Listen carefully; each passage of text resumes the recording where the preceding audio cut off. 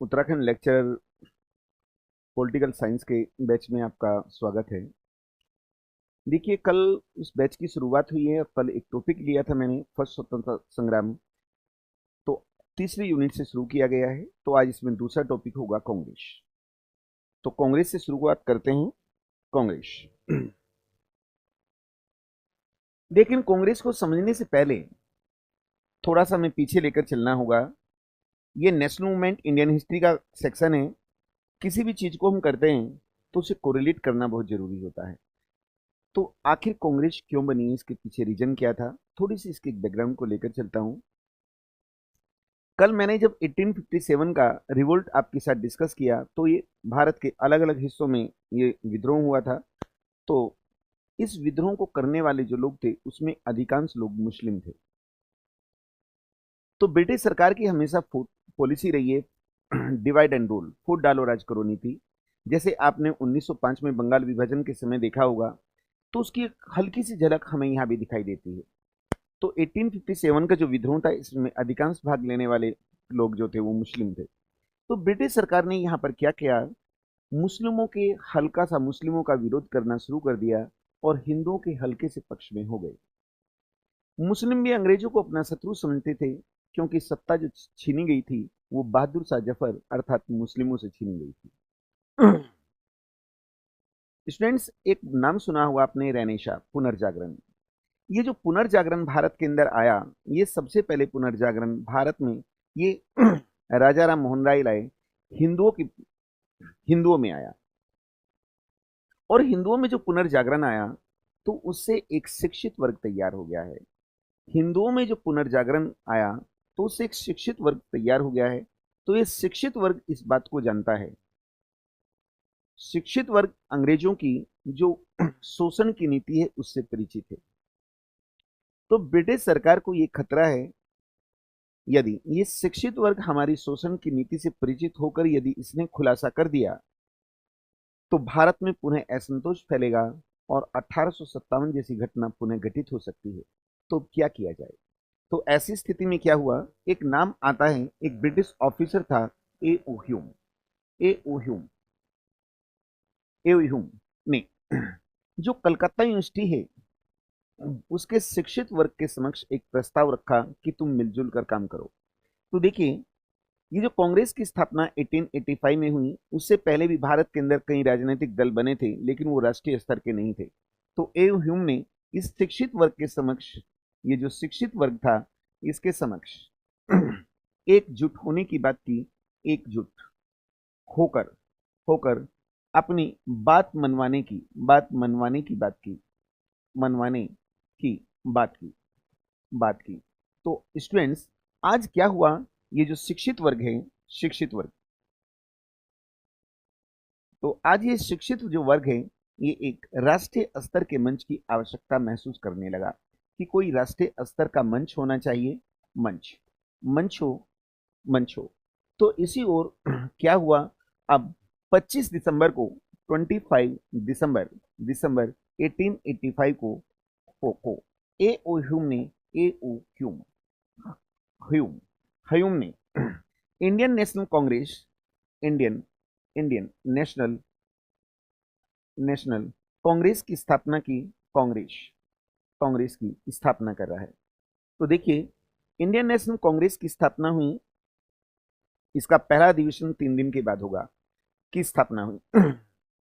और इस एक नाम आता है दादा भाई नरोजी। बार बार क्वेश्चन पूछा जाता है, दादा भाई नरोजी, नरोजी ने क्या किया इस कांग्रेस, इंडियन नेशनल, सॉरी यहाँ पर एक मिस्टेक हो गई, इंडियन नेशनल यूनियन की स्थापना हुई।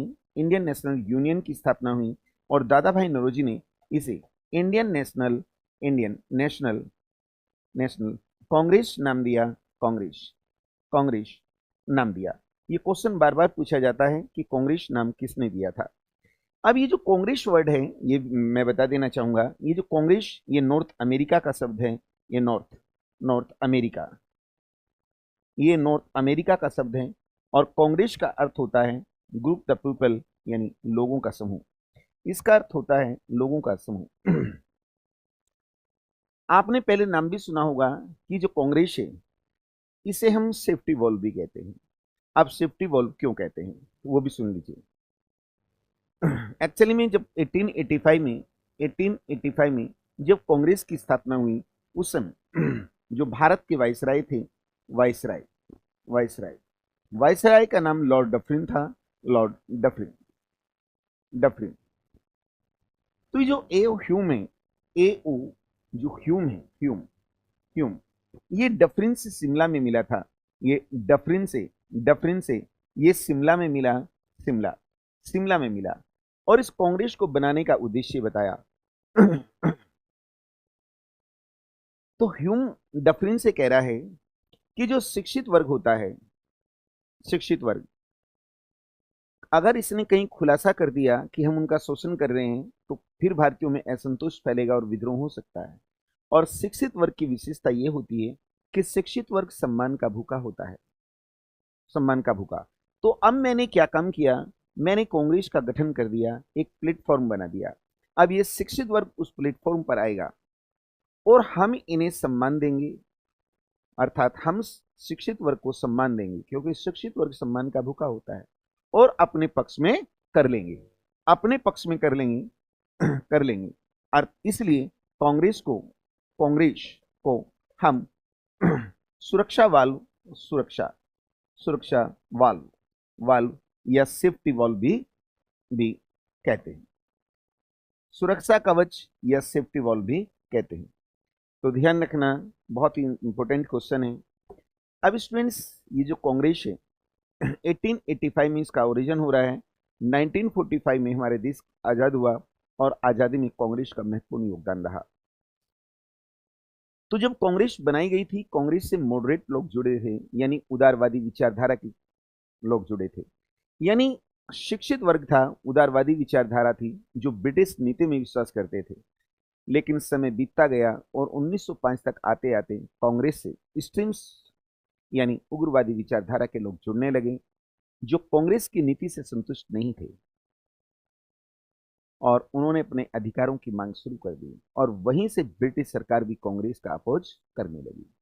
तो यहां पर आप लोगों से जो क्वेश्चन पूछे जाते हैं, कांग्रेस के जनरली प्रत्येक वर्ष अधिवेशन हुए हैं, तो वो तो आपको पढ़ना ही है, लेकिन जो कांग्रेस के महत्वपूर्ण अधिवेशन है, मैं उसको एक ही मंच पर, एक ही पेज पर यहां पर लेकर आऊंगा, तो याद करना आप लोगों के लिए आसान हो जाएगा।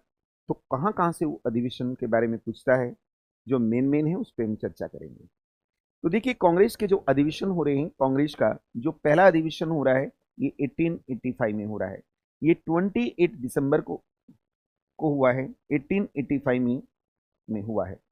बच्चों, ये पूना में होना था, लेकिन ये मुंबई में हुआ है, मुंबई में हुआ है। और इसके जो अध्यक्ष थे उसका नाम WC बनर्जी था, बनर्जी बनर्जी व्योमेश चंद्र बनर्जी इनका नाम था।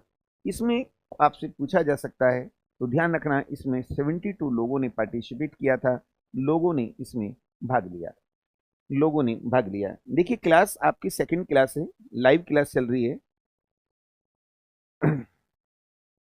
यदि आपकी कोई क्वेरीज है, मैं देख पा रहा हूँ चैट में कुछ भी मैसेज नहीं आया है, यदि आप कुछ चाहते हैं तो आप पूछिए। अब देखिए, कांग्रेस का जो दूसरा अधिवेशन है ये 1886 में हो रहा है, और ये जो अधिवेशन हुआ है ये हुआ है कलकत्ता में, ये कलकत्ता में हो रहा है। और इसके जो अध्यक्ष थे उनका नाम दादा भाई नौरोजी था। ये दादा भाई नारोजी हैं, दादा भाई नौरोजी, दादा भाई नौरोजी था। और इसमें जो डफरिन था उसने व्यक्तिगत रूप से टी गार्डन पार्टी दी थी, टी गार्डन गार्डन पार्टी भी दी थी, पार्टी पार्टी दी थी। अब मैं 87 का अधिवेशन लेकर चलता हूं। 1887, देखिए 1887 का जो अधिवेशन हो रहा है ये हो रहा है मद्रास में, मद्रास। और स्टूडेंट्स, इस अधिवेशन की विशेषता ये है कि इस अधिवेशन के जो अध्यक्ष थे उनका नाम बदरुद्दीन तैयब जी था, बदरुद्दीन बदरुद्दीन तैयब, तैयब जी इनका नाम था। तो ये कांग्रेस के पहले मुस्लिम अध्यक्ष थे, ये कांग्रेस के पहले मुस्लिम अध्यक्ष थे, मुस्लिम मुस्लिम कांग्रेस के पहले मुस्लिम अध्यक्ष हैं। ये क्वेश्चन इस तरीके से पूछ लेता है। अब मैं लेकर चलता हूं 1888 और ये अधिवेशन हो रहा है इलाहाबाद में। ये इलाहाबाद में हो रहा है, इलाहाबाद। और इसके अध्यक्ष जॉर्ज यूले थे, यूले। तो स्टूडेंट्स, ये पहले ईसाई अध्यक्ष हैं, या पहला अंग्रेज भी मैं कह सकता हूं ईसाई अध्यक्ष हैं, जॉर्ज यूले। इस अधिवेशन का देखिए, इस अधिवेशन में लाला लाजपत राय ने भाग लिया था, लाला लाजपत राय ने, और हिंदी में इन्होंने स्पीच भी दिया था। देखिए, इस अधिवेशन का जो विरोध दो लोगों ने किया था, एक नाम आता है सर सैयद अहमद खां, सर सैयद सैयद अहमद खां, और एक बनारस के राजा होते थे, और उस राजा का नाम था शिव प्रसाद सितारे हिंद, शिव प्रसाद सितारे हिंद ने किया था, सितारे हिंद हिंद। तो इन दोनों लोगों ने इस अधिवेशन का विरोध किया था। अब फिर कंटिन्यू करते हैं, मैं लेकर चलता हूं 1896। ये अधिवेशन जो हुआ है ये कलकत्ता में हुआ था,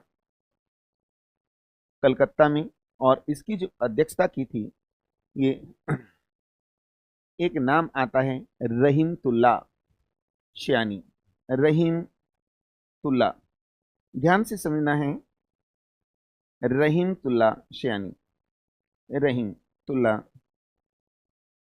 सयानी। और इस अधिवेशन में पहली बार भारत का जो राष्ट्रीय गीत है वंदे मातरम, वंदे मातरम मातरम, ये गाया गया। तो ये हमारा नेशनल सॉन्ग है, वंदे मातरम। अब इसके बाद लेकर चलते हैं 1905 का। 1905 में बनारस अधिवेशन हो रहा है। 1905 ये बनारस अधिवेशन है, बनारस अधिवेशन स्टूडेंट्स। ये जो बनारस अधिवेशन 1905 में हुआ है, बनारस को हम काशी और वाराणसी भी कहते हैं। इस अधिवेशन की अध्यक्षता जो की थी, ये मदन मोहन मालवीय ने की थी। ये थे मदन मोहन मालवीय ने इसकी अध्यक्षता की थी। और इस अधिवेशन की विशेषता ये है, आगे आप पढ़ेंगे नेशनल मूवमेंट में, एक नाम आता है बंगाल। उस समय भारत के गवर्नर जनरल होते थे लॉर्ड कर्जन, तो उसने बंगाल का पार्टीशन किया था, और वो पार्टीशन सांप्रदायिकता के आधार पर किया गया था।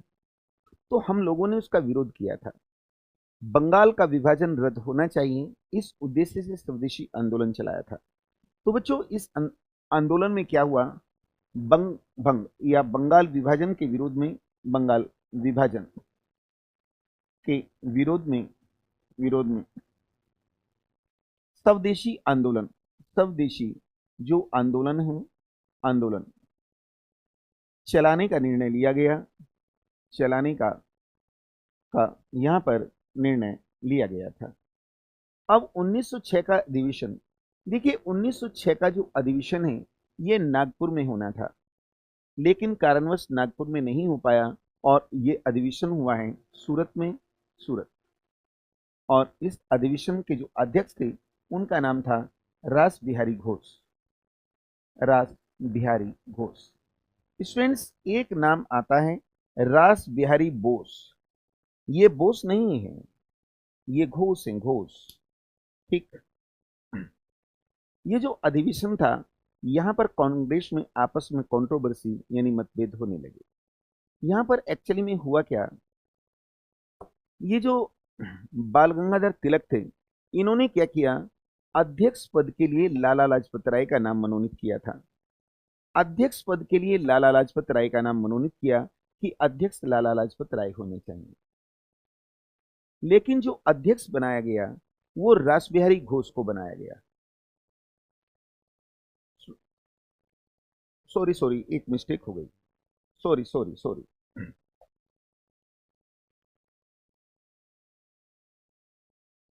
1906 का अधिवेशन है कलकत्ता। ये कलकत्ता अधिवेशन है। और इसके अध्यक्ष देखिए, तिलक ने नाम दिया था लाला लाजपत राय का, लेकिन अध्यक्ष बनाया गया दादा भाई नौरोजी को। अध्यक्ष दादा भाई नौरोजी को बनाया गया, नारोजी को बनाया गया। तिलक ने इनका विरोध करना उचित नहीं समझा। तो बच्चों, इस अधिवेशन में दादा भाई नौरोजी ने पहली बार स्वराज शब्द का प्रयोग किया था। स्वराज शब्द का प्रयोग किया। चलो जी, तिलक को अच्छा तो नहीं लगा था, पर क्या करते। अब 1907 का फिर अधिवेशन हो रहा है, और ये हो रहा है सूरत में। सूरत अधिवेशन हो रहा है। अधिवेशन तो तिलक ने फिर लाला लाजपत राय का नाम मनोनीत किया। भाई लाला लाजपत राय अध्यक्ष होने चाहिए, लेकिन अधिवेशन का जो अध्यक्ष था ये रास बिहारी घोष को बनाया गया। घोष बने। तो तिलक को ये अच्छा नहीं लगा। तो तिलक अपना प्रस्ताव लेकर जब मंच पर पहुंच रहे हैं,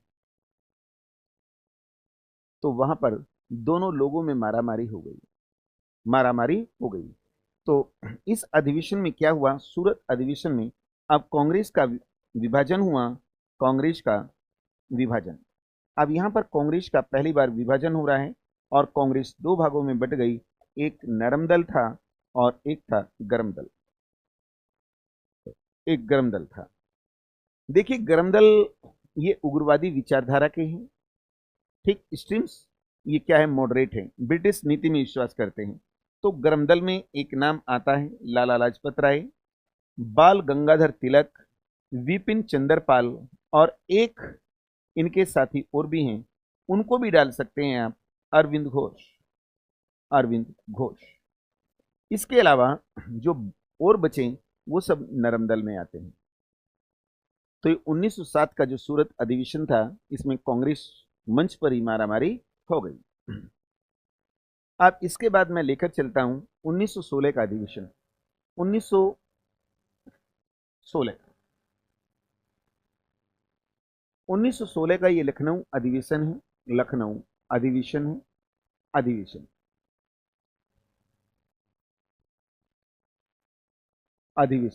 ये जो लखनऊ अधिवेशन है, इसकी अध्यक्षता अंबिका चरण मजूमदार ने की थी। अंबिका चरण मजूमदार ने की थी। मजूमदार इसके अध्यक्ष थे। स्टूडेंट्स, इसे हम कांग्रेस लीग पैक्ट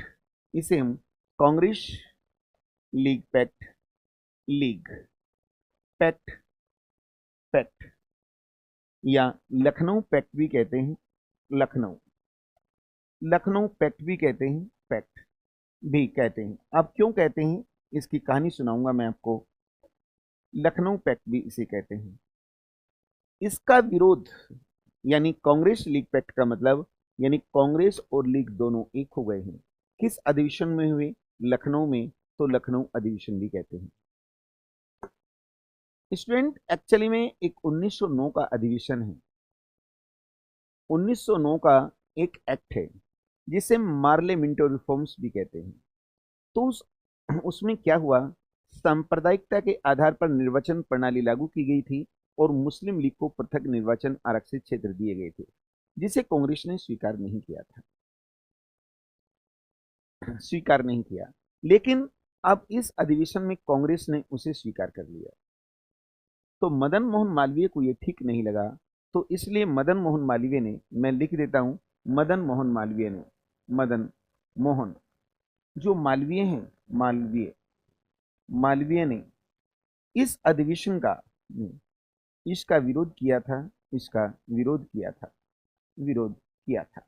अब ये दोनों कांग्रेस और लीग एक क्यों हो गए? कांग्रेस के भी दो दल थे, एक नरम दल और एक गरम दल। 1906 में मुस्लिम लीग भी बनी थी। तो ब्रिटिश सरकार को नरम दल से कोई खतरा नहीं था, मुस्लिम लीग से भी कोई खतरा नहीं था, क्योंकि मुस्लिम लीग अंग्रेजों की समर्थक होती थी। ब्रिटिश सरकार को खतरा तो केवल गरम दल से था।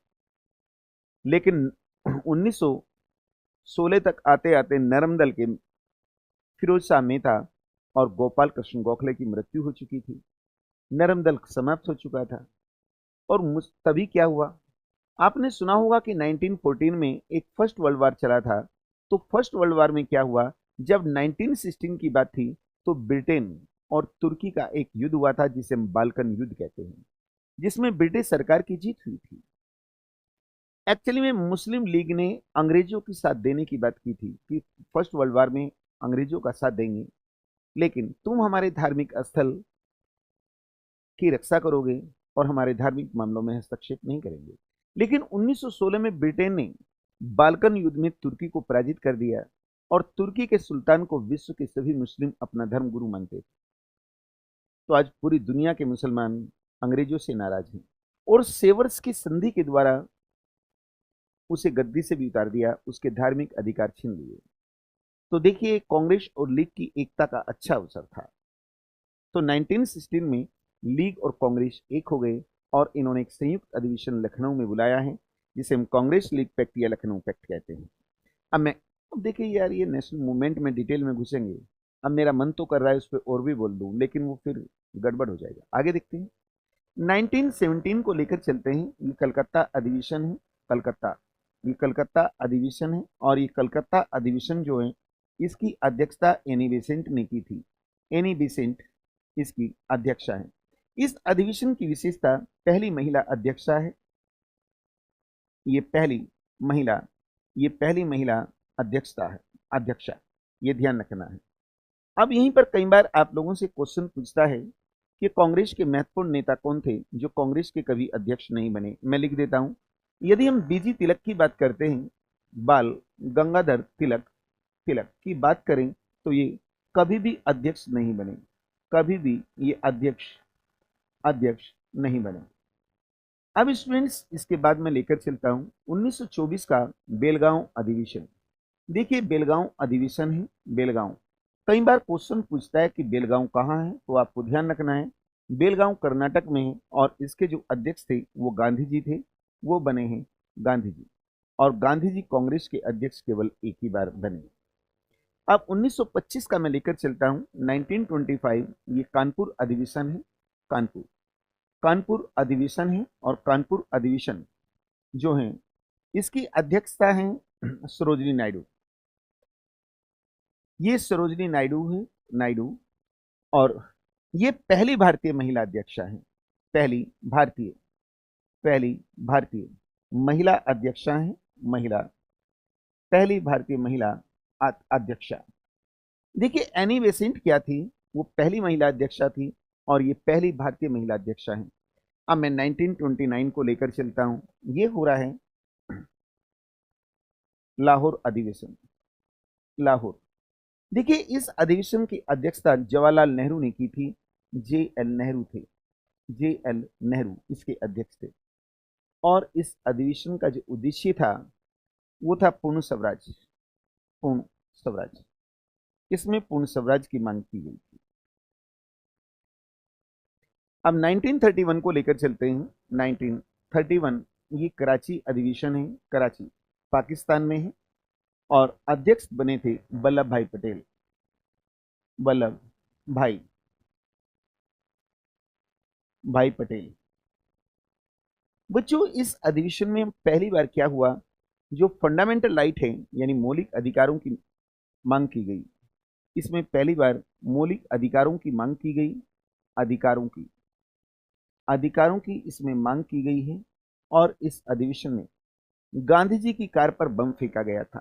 इसमें गांधी जी की कार पर की जो कार है, कार पर बम फेंका गया। क्यों फेंका गया मैं बताऊंगा। और गांधी को काले झंडे दिखाए गए थे। गांधी को काले झंडे दिखाए गए दिखाए गए तो इसी समय गांधी जी ने कहा कहा कि गांधी मर सकते हैं। गांधी मर सकते हैं मर सकते हैं, लेकिन गांधीवाद नहीं। लेकिन गांधीवाद नहीं वाद नहीं। देखिए, नेशनल मूवमेंट में मैं आपको पढ़ाऊंगा।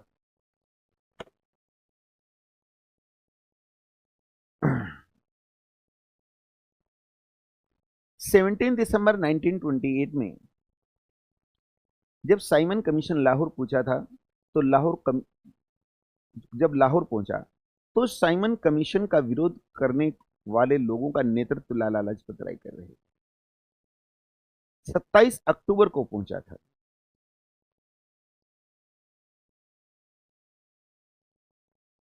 तो वहां के पुलिस कमिश्नर सैंडर्स की लाठी से लाला लाजपत राय शहीद हो गए। तो 17 दिसंबर को क्या हुआ, एक नाम आता है HSRA, Hindustan socialist Republican association में कई युवा नेता थे। उन लोगों ने क्रांतिकारी, उन लोगों ने क्या किया, लाहौर स्टेशन पर सैंडर्स की हत्या कर दी और फरार हो गए। उसमें परिणाम स्वरूप कई लोग गिरफ्तार हुए, जिनमें भगत सिंह है, सुखदेव है, राजगुरु है।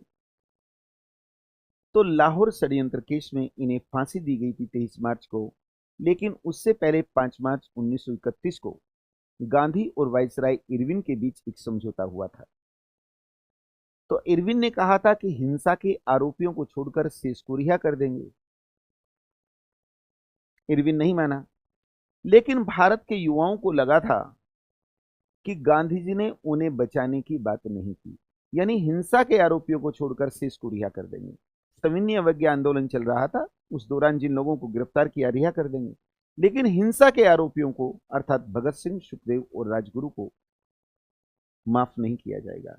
तो भारतीय युवाओं को लग रहा था कि गांधी जी ने इरविन के समक्ष इन्हें बचाने का प्रयास नहीं किया। तो भारत का युवा गांधी जी से नाराज था। तो इस अधिवेशन में जब गांधी जी आए तो युवाओं ने गांधी के ऊपर बम फेंका था। अब देखिए स्टूडेंट्स, मैं लेकर चलता हूं 1938 ये हरिपुरा अधिवेशन है।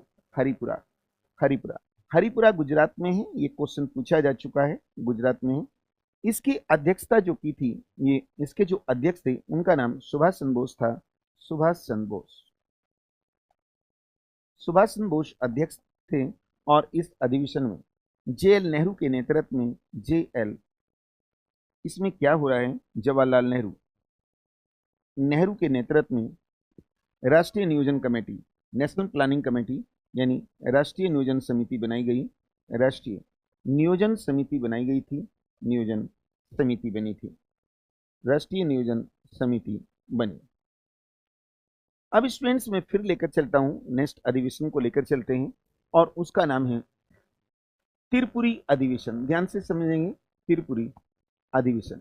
ये जो त्रिपुरी है अधिवेशन अधिवेशन ये 1939 में हो रहा है और त्रिपुरी मध्य प्रदेश में है, जबलपुर के पास। इस अधिवेशन के अध्यक्ष हैं, अध्यक्ष की बात करें, ये सुभाष चंद्र बोस थे। सुभाष चंद्र बोस बोस अध्यक्ष। बच्चों इस अधिवेशन में पहली बार क्या हुआ, अध्यक्ष पद के लिए चुनाव हुआ था। इसमें पहली बार अध्यक्ष पद के लिए यहां पर चुनाव हुआ। चुनाव तो इसमें ये जो चुनाव हो रहा है, इसमें गांधी जी के एक कैंडिडेट थे, गांधी जी के कैंडिडेट जिनका नाम सीता पटाभी